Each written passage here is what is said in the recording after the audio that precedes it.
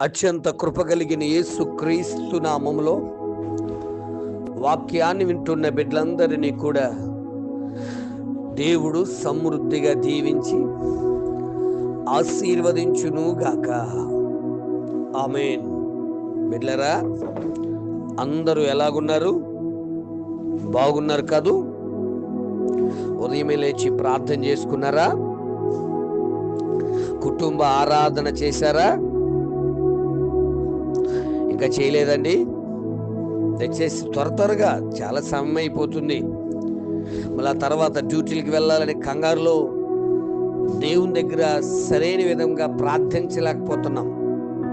ఎందుకంటే మన దేవుడు మనం ఏమి కావాలో ఆయనకు స్పష్టంగా చెబితే దేవుడు మనకు అనుగ్రహించి వాడై ఉన్నాడు. అందుకే మనం ప్రార్థించినప్పుడు అంటే చాలా స్పష్టంగా ప్రార్థన చేయాలి. కొన్నిసార్లు కంగారులో ఏమేమో అడిగేస్తూ ఉంటాం. కొంతమంది ప్రార్థన చేసుకుంటున్నప్పుడు నిద్రపోతూ ఏదేదో మాట్లాడుతూ ఉంటారు. ఒక పుస్తకంలో ఇలా రాయబడింది, అది నేను చదువుని మీకు చెప్తున్నానండి. ఒక చీమంట ఘోరమైన తపస్సు చేసిందంట.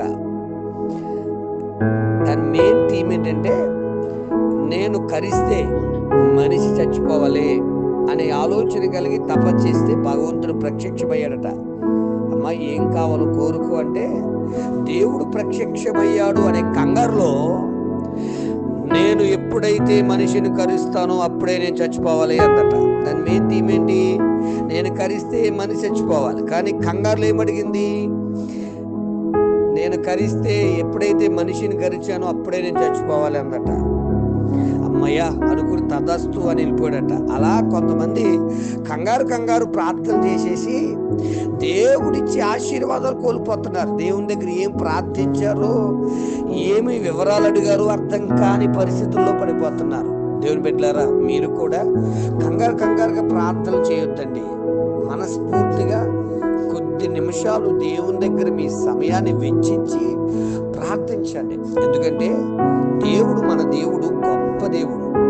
ఎలాంటి కార్యాలు అయినా చేస్తాడు. మనం అడిగే ప్రతిదీ కూడా ఆయన మనకు అనుగ్రహిస్తాడు. మత్తయి సువార్త 7:7 ప్రకారం మన దేవుడు మనం అడిగితే తప్పకుండా ఇస్తాడు. అడుగుడి మీకు ఇయ్యబడును, వెదకుడి మీకు దొరుకును, తట్టుడి మీకు తీయబడు. అడుగు వాటన్నిటిని మనకు అనుగ్రహించే దేవుడు. అన్నగారు మరి బాగా గమనించండి, ఒక బిడ్డని అడిగింది. కానీ దేవుడు అన్నకు సమూయేలుతో పాటు మరొక 5 బిడ్డలు ఇచ్చాడు. నేను అనుకుంటున్నాను, అడిగింది ఇస్తాడు, అడుగు వాటికంటే ఎక్కువ ఇస్తాడు. బాగా వినాలి. ఎఫెసీ 3:21 ప్రకారం మనం అడుగు వాటికంటే ఎక్కువ ఇచ్చే దేవుడు మన దేవుడు. సొలొమోను గారు చూడండి, యేసయ్య కనిపించి ఏం కావాలి బాబు అంటే జ్ఞానం కావాలన్నాడు. మరి సొలొమోను గారికి దేవుడు ఏమి ఇచ్చాడు? జ్ఞానంతో పాటు తన ఘనతలు, ఐశ్వర్యము, గొప్ప పేరు ఇచ్చాడు. చూసారా?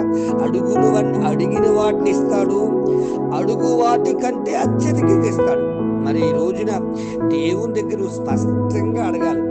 అంతే తప్ప కంగారుగా ఏదో డ్యూటీకి వెళ్ళే టైంలో, లేకపోతే ఆఫీస్కి వెళ్ళే టైంలో, లేకపోతే స్కూల్కి వెళ్ళే టైంలో కంగారు కాదు. తమ్ముళ్ళు, చెల్లెళ్ళు ప్రాక్టికల్కి ఎగ్జామ్కి వెళ్తూ ఉండొచ్చు, ఇంటర్మీడియట్ పిల్లలు. మీరు కంగారుగా వెళ్ళొద్దు. దయచేసి ప్రభు దగ్గరకు వచ్చి, ప్రభువా నేను ఈ ప్రాక్టికల్ ఎగ్జామ్కి వెళ్తున్నా, నాకు సహాయం చేయి అని అడగండి. తప్పకుండా దేవుడు మరి మనం అడిగే వాటిని ఇస్తాడు, అడుగు వాటి కంటే, ఊహించు వాటికంటే అత్యధికంగా ఇస్తాడు. ఇంకా మూడోదిగా మనం చూస్తే, దయచేసి మనకిష్టమైనవి దేవుడు మనకు అనుగ్రహించి వాడే ఉన్నాడు. అంటే మళ్ళీ మనకిష్టమైనవి అంటే ఆయనకి ఇష్టం అవ్వాలి. నువ్వు ఏయో కోరికలు కోరడం కాదు, నువ్వు కోరుతున్న కోరిక దేవునికి ఇష్టమా కాదా ఆలోచించాలి. చెడు కుష్ఠరోగి యేసుప్రభు దగ్గరికి వచ్చాడు. అయ్యా, నీకు ఇష్టమైతే నన్ను శుద్ధిని చేయి అంటాడు. మత్తయి 8:2-3 అప్పుడు యేసుప్రభు అంటే నాకు ఇష్టమే, నువ్వు శుద్ధుడు కమ్ము అంటారు. నిజమే, ఆయనకి ఇష్టమైన కోరికలు మనం అడిగినప్పుడు ఆయన మనకు అనుగ్రహించే దేవుడు. మరి నువ్వు ప్రార్థిస్తున్నావు కదూ, ఎలా ప్రార్థిస్తున్నావు? కంగారుగా ప్రార్థిస్తున్నావా, లేక ఆయనకి ఇష్టమైన రీతిలో ప్రార్థిస్తున్నారా? ఆలోచన చేయండి దయచేసి. ఎందుకో తెలుసా? ఆయన మన కొరకు తన ప్రాణమే మనకి ఇచ్చేశాడు కదండి. మనల్ని ఎంతగానో ప్రేమించి ఆయన ప్రాణాత్మ దేహ శరీరములను మన కొరకే సమర్పించి ఆయన ఆయన చివరికి ప్రాణం పెట్టి అంతగా నిన్ను నన్ను ప్రేమించాడు. మరి ఆయన ఎందుకు ఇవ్వడు నీకు? కొంతమంది దేవుడు నాకు ఇవ్వట్లేదండి అంటూ ఉంటారు. ఇస్తానన్నా, నువ్వు అడుగుతున్న కోరిక, నువ్వు అడుగుతున్నది ఆయనకి ఇష్టమా కాదా?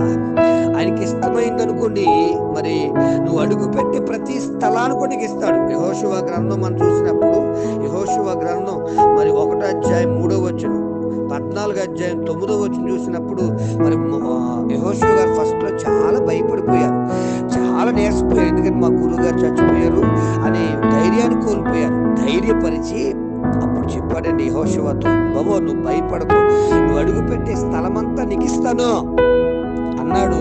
31 మంది రాజులను ఓడించగలిగిన శక్తివంతులుగా చేసి ఆశీర్వదించాడు. మరి వాక్యం వింటున్న దైవ జనాంగమా, ఆలోచిస్తున్నారా? మన దేవుడు మనం అడుగు వాటిని ఇస్తాడు. అడుగు వాటి కంటే, ఊహించు వాటి కంటే అత్యధికంగా ఇస్తాడు. ఆయనకి ఇష్టమైనవి, మనకిష్టమైనవి ఆయనకి ఇష్టమైతే ఇస్తాడు. అంతేకాదు, నువ్వు అడుగు పెట్టే ప్రతి స్థలానికి ఇస్తాడు. నువ్వు చూసే ప్రతి స్థలం, అబ్రహాం గారికి ఏదైతే చూపించాడో అది ఆయనకు అనుగ్రహించాడు. మరి వాక్యం వింటున్న బిడ్డ, మరి ఉదయకాల సమయంలో దేవుని దగ్గరికి వచ్చిన నీవు, ప్రభువా నేను చూసింది నీకు ఇష్టమైంది మేము అడిగితే మాకు ఇచ్చేవాడు, అడుగు వాటన్నిటికంటే ఎక్కువ ఇచ్చేవాడు, మేము అడగక ముందే మా అవసరాలను మాకు దయచేసే దేవుడు అయ్యా అని ప్రార్థిద్దాం. దేవుడు తప్పకుండా మన అవసరాలను, మనకున్న ప్రతి మరి ఆశను తీర్చి దీవెనకరంగా మారుస్తాడు. అటువంటి కృపా దైవ సహాయం దేవుడు మనకు అనుగ్రహించును గాక. ఆమేన్. ప్రార్థన అవసరం కొరకు నా సెల్ నంబర్ 9866958571. ప్రభు కృప మీ అందరికీ తోడుగా ఉండును గాక. ఆమేన్. పరమ తండ్రి నీకు వందనాలు యేసయ్యా, నీకు స్తోత్రాలు చెల్లిస్తున్నాం. ఉదయకాల సమయంలో మా మంచి దేవుడు, మేము అడిగినవన్నీ ఇచ్చే దేవుడు, అడుగు వాటి కంటే ఎక్కువగా ఇచ్చే దేవుడు, ఆశీర్వాదం ఇచ్చే దేవుడు, దీవెనిచ్చే దేవుడు, నీకు ఇష్టమైన మేము అడిగినప్పుడు మాకు తప్పకుండా ఇచ్చే దేవుడు కనుక నీ బిడ్డలు మరి ఎంతకాలం నుంచి ఏ విషయాలు అడుగుతున్నారో ప్రతి విషయాన్ని నీ బిడ్డ జీవితంలో వారి ప్రతి కోరికను అయ్యా నీవు నెరవేర్చి ఆశీర్వదించి నీ కొరకు బలమైన సాధనాలుగా వాడుకోమని వర్ధిల్లింపచేయమని, స్పష్టంగా నీ దగ్గర అడిగే జ్ఞానము దయచేయమని, వర్ధిల్లింపచేయమని, వారికున్న బలహీనతలను విడుదలపరచమని, వారికున్న సమస్యల నుంచి విడుదలపరచని, ఆశీర్వదించమని మహిమ కలిగిన యేసు నామమున అడుగుచున్నాను తండ్రి. ఆమేన్. అందరికీ వందనాలండి.